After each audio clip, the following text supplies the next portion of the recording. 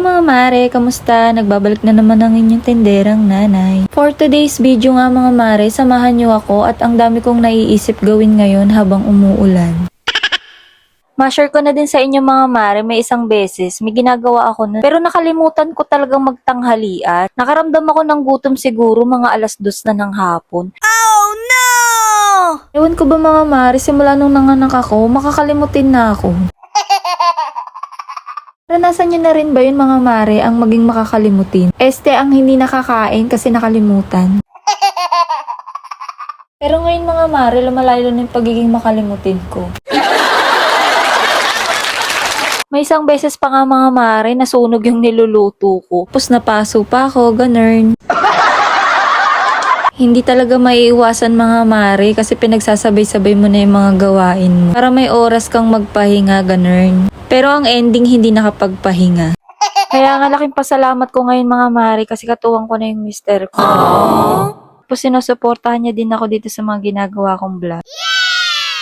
Ang sarap sa feeling mga mare pag ganyan, no? Drama yarn. Kayo mga mare, ganyan din ba yung mister nyo sa inyo? Iba tayo mga mare, may nagtanong sa akin nung nakaraan. Daw nagbablog pa ako, may tindahan naman ako. Sa true lang mga mare, nasa Pilipinas tayo. Kahit anong kayod mo, sapat lang para makasurvive araw-araw. Hindi ko alam mga mare kung bakit may mga ganun. Pa talagang questionin yung mga ganyang bagay. Nagaganyan ka pa, nagbablog-blog ka pa. Wala nga namang magnakaw ako, charis.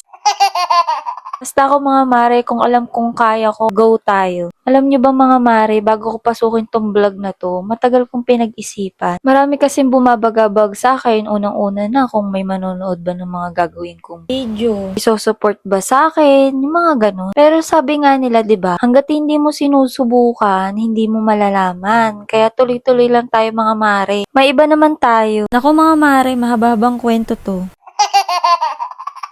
Pero i-share ko na din sa inyo. Umpisa kasi ako mga mare sa maliit na lamesa lang. Tapos may konting sabit-sabit. Ang ginagawa ko ng mga mare, nag-i-stack ako. Tapos kunwari 3 delata, 3 noodle. Kapag nabili yung dalawa, kailangan na nating mag-restock. Bili na ako noon.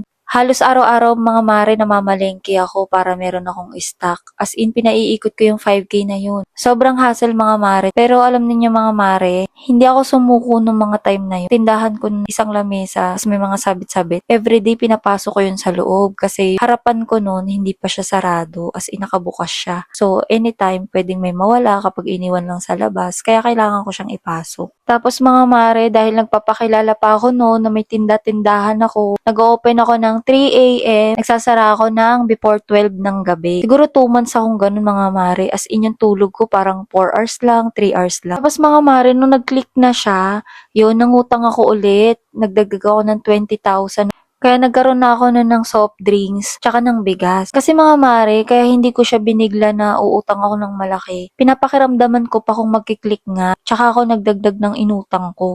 Tapos nun mga mare, hinigpitan ko talaga, as in hindi ako nagpapautang kahit kapitbahay ko, kahit kaibigan ko. Kasi ako rin masisira dun sa hiniraman ko kapag wala akong naibalik eh.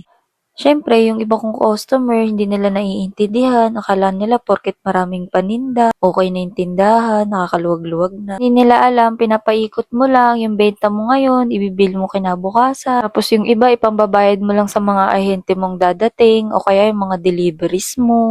Ito mga mare, marami na ako nadagdag sa tindahan, pero hindi lahat kinita ng tindahan. As in yung iba galing dun pag-affiliate ko sa pagtatrabaho ng asawa ko, sa ibang discarding ginawa ko. Yun lang muna mga mare, thank you for watching, see you on my next video, bye bye!